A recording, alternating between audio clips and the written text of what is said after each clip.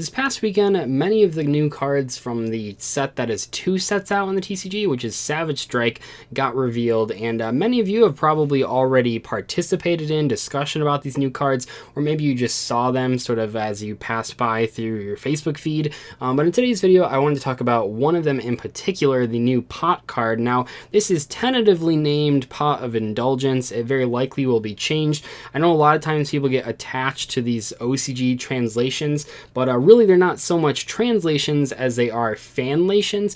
People get mad about stuff like Brandish getting switched to Sky Striker, and while I do understand that we get attached to those OCG fanlations, they're actually not the official name. So in the case of this new card, it is called Pot of Indulgence, and that's what I'll refer to it to. However, it very likely will change. I think pretty much every single Pot card like this, where there's 2 Pot cards in the artwork, has changed once it's come to TCG, but I don't know what the name's going to be. Anyway, this new card is very exciting, and it's exciting not so much because its effect is similar to Pot of Desires, and it is in some way similar to Pot of Desires, but I like this card because I think it's great card design. I mentioned that on Twitter when it was first revealed, which I'll talk about in this video, but also because there seems to be a lot of discussion about this, not so much the black and white response that we saw from Desires, but more so a gray area. People that say the card's pretty good or really good, and people that say it's kind of neutral, and people that don't like it at all. But in today's video, I want to talk about Pot of Indulgence as well as some other Pot cards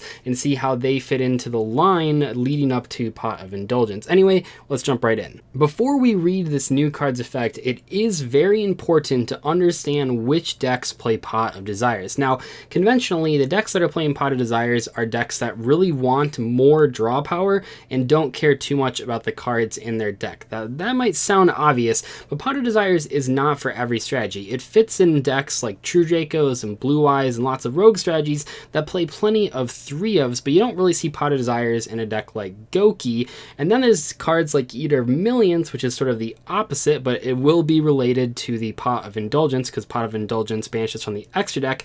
But Eater of Millions saw play in decks like Trickstars that didn't really care about their extra deck, but oftentimes Trickstar players actually didn't play Desires because there were too many things in their deck that were too important to banish. However, pretty much all of them played Eater of Millions, which is pretty important because Trickstars didn't care about the extra deck so much. They had 15 extra deck cards, and sometimes they went into them, but they were much more concerned with actually dealing with monsters on the board, which is what Eater of Millions was used for. Now, a deck like Goki, which I just mentioned, can't play either of these cards because it cares about every single monster in the extra deck and every single monster in the main deck. There's so many specific cards that you need from both the extra deck and the main deck that they really can't play cards like Desires or like Eater of Millions.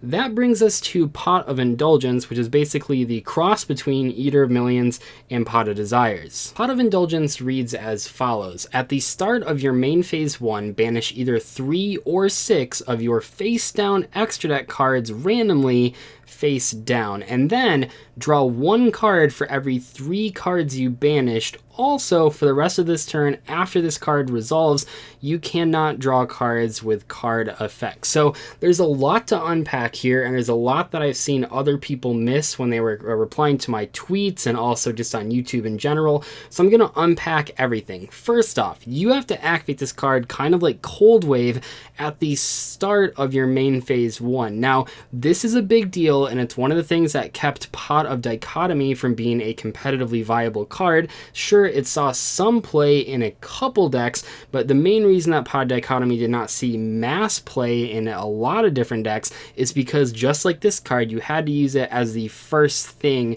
of your main phase 1. Now, in the case of Pot of Indulgence, this isn't as bad because it doesn't actually require any setup, but it is worth noting that you can't like draw into this card, which brings us to the second point, which is actually the last effect on this card. For the rest of this turn after this card resolves, you cannot draw cards with card effects. Now, that's a big deal because you have to use this thing first, which means you can't do anything after you resolve this card if it involves drawing cards. Now, that doesn't include searching cards, but I bring this up because I've seen a ton of players players suggesting some interesting strategies to play this in, and I don't think that they read that last effect properly, or they didn't read the first effect. I'm not quite sure which one is happening. For example, I see a lot of people saying this card is good in True Dracos, which it almost certainly will not be played in.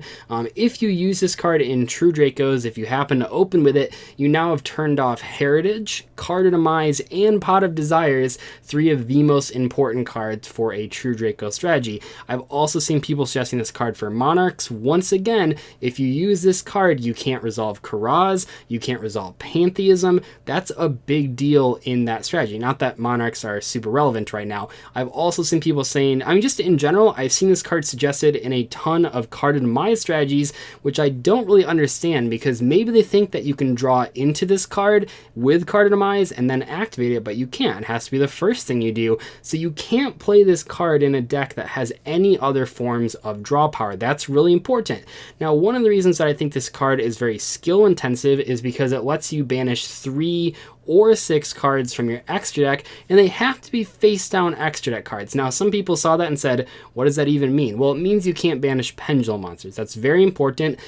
This card probably would be too confusing and or too unfair if you could banish Pendulum monsters, because they can load up their entire extra deck with them, and that sort of mitigates the cost of this card. But what you're doing is, of the 15 cards that you can start with in your extra deck, you are randomly selecting 3 or 6 of them. It's not like Eater of Millions where you get to pick which ones are being banished, but you randomly select 3 or 6, banish them face down, and then either draw 1 card or 2 cards, depending on how many you banish. Now, what can this be played in? I think this can be played in many of the strategies that Eater of Millions was good in to an extent. I think of decks like Frogs that don't really play a lot of draw power. Not every Frog deck plays Card of Demise. Not every Frog deck plays Pot of Desires. I think you very easily could play this card in a Frog deck. The chances, especially if you only banish 3 cards from your extra deck, the chances of all 3 of those cards being copies of Totally Awesome is pretty low, and for the most part, that's all really a Frog player actually cares about. And in many cases, a Frog player's extra deck, like 5 of the 10 cards are just cherries targets, which you really don't care about banishing. But one of the reasons that I think this card is cool is because if you want to, you can just use this as a better upstart. Well, better is sort of subjective, but you can use it as an upstart goblin if you would like. You can just banish 3 cards, and I would say in most cases that's pretty much risk-free. The chances, like I said, of banishing a 3 of are extremely low. Where this card gets interesting is when you're banishing 6 cards, and you really have to evaluate, do I care about my extra deck? Do I care about specific cards? Obviously, if you're playing Frogs, banishing 6 cards from your extra deck is pretty risky. If you banish all 3 Toads with that, or even if you banish 2 Toads with it, it can be pretty risky, just because then you have to recycle that Toad every single time to put itself back into the extra deck. The question then becomes, which decks do you actually play Pot of Indulgence in? And I think the answer is sort of one of 2 things. You can play this in decks that are currently playing Pot of Desires, but maybe don't want to. Maybe they lose more often with Pot of Desires than they win with Pot of Desires, but they still play the card because they feel that it's a good piece of draw power. Or you can play it in a deck that really doesn't play any other forms of draw power and also doesn't really care about their extra deck too much. And I think there is one strategy that meets both those criteria, and obviously I am very biased here, but I also feel because I'm biased for this deck, I am in the position to say that this card's going to be good in it, and I think that this card fits perfectly in Altergeist. Now, if you guys have watched my Altergeist profiles, I've been playing the deck for like 6 months now, and I don't play Pot of Desires anymore. I did. I know a lot of people actually do play Pot of Desires, but there's another side of the community that just plays Duality like me, and the reason is Desires can be very risky in that deck. You can banish 2 copies of your level 2 guy. That can be really backbreaking. You can banish like all of your copies of one of the cards, and with Altergeist, you really need access to every single Altergeist monster that you have. A lot of times the games get really grindy, so you want to have as much fuel as possible, and I've played Desires in the deck, and it wasn't terrible, but overall I'm a much bigger fan of Duality. However, Pot of Indulgence seems like maybe not a Duality replacement, but maybe something you play in addition to Duality, because the cards do not conflict, and also if you're not playing Desires in Altergeist, there are no other cards in the entire deck that are commonly played that actually draw you cards. And what I think is really cool is that Altergeist don't really use the extra deck. While it is true that they use Link Kribo very often on the first turn, after after that, it's pretty much just 1 copy or 2 copies of Hexia. There certainly are plenty of OTKs where you make 2 Hexia, but I even think if you banish 6 cards, the chances of banishing all copies of Hexia are extremely low, even if you summon Link Kribo on the first turn. That's a 6 out of 14 being banished. I think the chances of all 3 of those Hexias being banished are definitely pretty low, and I think what's important here is that while you may banish some of those Hexias, while you may banish maybe like a Nightmare Phoenix that you want to have access to,